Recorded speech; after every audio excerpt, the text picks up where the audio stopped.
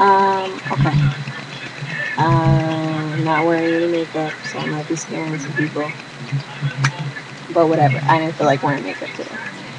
But I'm taking a break. For the last few weeks, I've been super obsessed with my finances. Not that that's a bad thing. I guess that's not a bad thing, but just especially for the past few days, I've really been obsessed with trying to fix or repair my credit score. I just did a lot of stupid stuff when I was younger to my credit that I am now literally paying for now.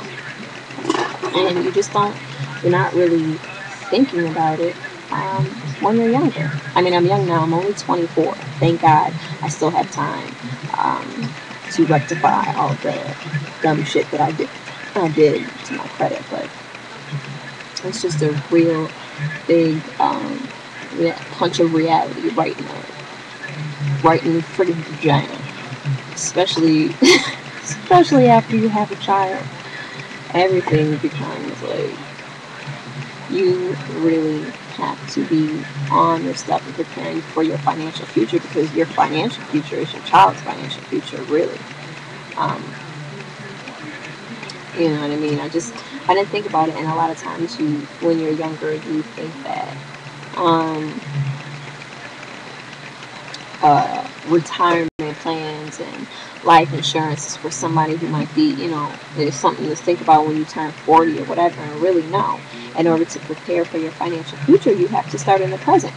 And there's no better than maybe somebody my age at 24, and if you're younger, 19, 18, whatever, start preparing for your future. If that means do the 401k or life insurance or whatever, you need to start doing it. But I'm so excited because today is Saturday. I tell everybody all the time I'm not Suze Orman. I budgeted myself. I'm not playing games anymore. But can't wait. All of my financial shows come on in about half an hour. I like to watch Till Death Do Us Part, Suze Orman, and Princesses. Those are my favorite shows. My financial shows, whatever. And if you don't know who Suze Orman is, you need to be looking her up on YouTube, and you need to be watching her show tonight. All of those shows, those weather shows, come on MSNBC. And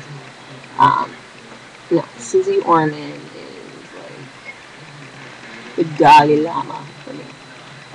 she's like the greatest. I have God in my head, Suze Orman, and like Wendy Williams somewhere in there. But yeah. And shout outs to High Maintenance. She lives in here too. They're all friends of mine. But I love her videos. But yeah, you should be watching her. This isn't some woman. What I love about Suze Orman is she's not some woman who's always had a silver spoon in her mouth. She, at the age of 24, 25, she was homeless and living out of her car. And now she's financially set. If her show gets canceled and nobody takes financial advice from her anymore, it doesn't matter. She's financially set. So, and also in her show, they kind of take it past financial advice, because she understands that a lot of our financial issues come from personal issues. So that she gets it. So I love her. So yes, Suze Orman like lives up here. And so now that I'm budgeting, almost everything seems like a frivolous spend or like a frivolous buy. I don't even want to go buy candy. But what's baffling to me is the people that pretend like they're not, they're just in this great financial position. Now, I understand that there are some people that are, but if you're around my age and you live in a city like I live in, where the unemployment rate is at like 11%, there aren't really many jobs out here, and if you're not working in a career, if you don't have a career yet, and you're working a 9 to 5, whatever money you're getting, let's not pretend like they're not going to bills. Why are you pretending like your money isn't being paid up by bills the moment that you get it? Because first of all, if you've been working 9 to 5, you're living paycheck to paycheck. And paycheck to paycheck means you're in poverty. Just because, even if you don't get social services, just because you don't get it, and they say that you're above the government's poverty guidelines, they just got to set up some sort of guideline. But if living paycheck to paycheck equals living in poverty, okay? Because let's not act like if one or two checks gets screwed up, that you won't be acting crazy. We've all seen somebody whose check got messed up. They're angry. There's an angry Facebook status. There are angry text messages about it. They're walking around with a sourpuss face, acting crazy. Yo, you all right today? You all right? Yo, I swear to God, got my check, man. I'm so tired of it. Like, but if you would be acting like that is not the case, like if one check didn't get messed up, all of your plans completely alter after that. But people pretend, and it's primarily the women, which is really, really weird. But I say that we live in a get money, got money age, where everybody pretends like they're doing financially well when they're not. I feel like doing financially well, now that I'm educating myself more on what is well financially. You're not going to tell me that you have a 401k or a Roth IRA, you have life insurance for you and your children, you have a 529 plan for their college education, you have an 8-month emergency fund in case something happened to your job, or you couldn't work, or you got sick, or whatever it is. You're not going to tell me that all those things are set. You're not going to tell me that you got all kinds of stacks on debt, working at the mall, working at a call center. You're not taking your CNA check to Rodeo Drive and buying clothes from the boutique. Please. Especially if you have children. You can kiss that check goodbye. You can kiss that check goodbye, especially if you're a single mother and you're not receiving help. Please. Like, I'm not, and people, and really the fronting is being done for other people, and other people that you don't know. I wish I would. I wish I would do a bunch of stupid, frivolous things to look whatever way for someone, for people that I don't know and I don't care about. This is about me and my son. Nobody's opinion of me is more important than the reality that me and my son will have to live. And it's silly. Like, don't tell me, like, first of all, let's not pretend like you're not shopping at Charlotte Russe and Route 21, getting them little discounts and, buying cheap clothes or whatever. Not saying that there's anything wrong with that, because I shop there as well, but let's not make it seem like we're in Hollywood, purchasing clothes off the strip. Just, like, let's not act like we're, in LA buying at the high-end store. You're not running around in couture. But it's so silly. And like that, and you drug dealers, what are you going to do when you're like 70, 80, 65, whatever? You're still going to be drug dealing? Are you saving your money? Are you putting it into an account where it's collecting interest? What are you doing? Are you taking some of that drug money, whatever you're getting, and investing in? Are you buying stocks? Or what are you doing?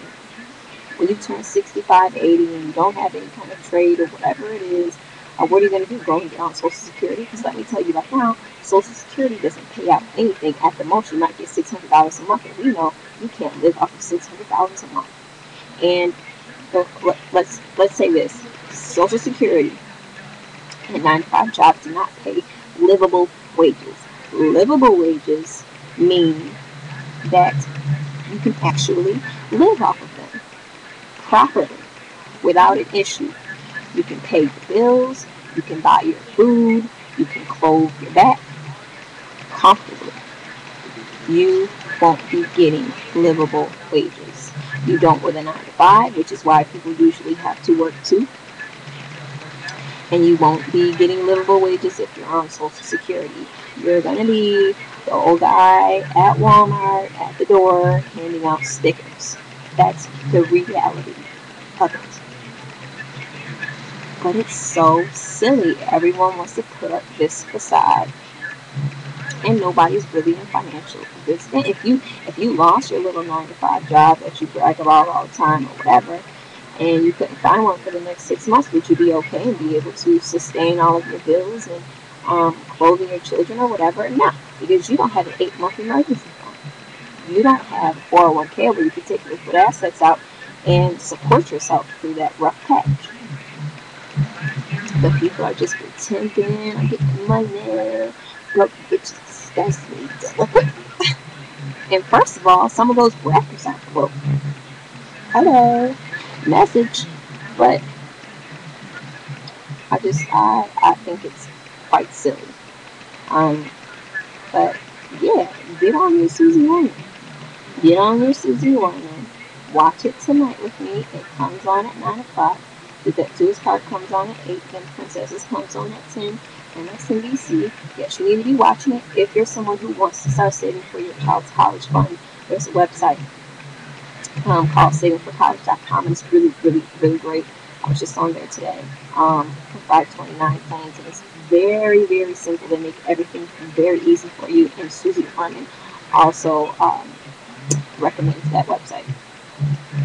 But yeah, and I bet you some of those people who do all that bragging and everything, they probably don't even know what their credit score is. Please. Ugh. I keep looking over to the corners and stuff because there is this fly. And I usually like to let flies out of the door, but this one's going to die tonight. Yeah. But anyway. Yeah, I just think it's stupid. And I think that people should get a grip and stop pretending and be real. Everybody wants to pretend to be real, but can't even be real with themselves about what their own financial situation is. Boy, please. Girl, please. Shut up. Shut the up. Like, I'll just censor myself. Shut the up. Anyway, I feel like I have begun to rant. And I'm going to get out of here. And I hope no one takes offense to this video, because anything that I talk about, any issue that I'm talking about, I'm usually either going through it, rectifying, all of the mistakes I made surrounding that particular topic that I'm talking about. I'm not criticizing anybody. I'm just coming to a realization. And you saw it? Saw that flag? Freaking, I'm gonna get that flag tonight. Alright, let me get off because I am running out of time, saying absolutely nothing.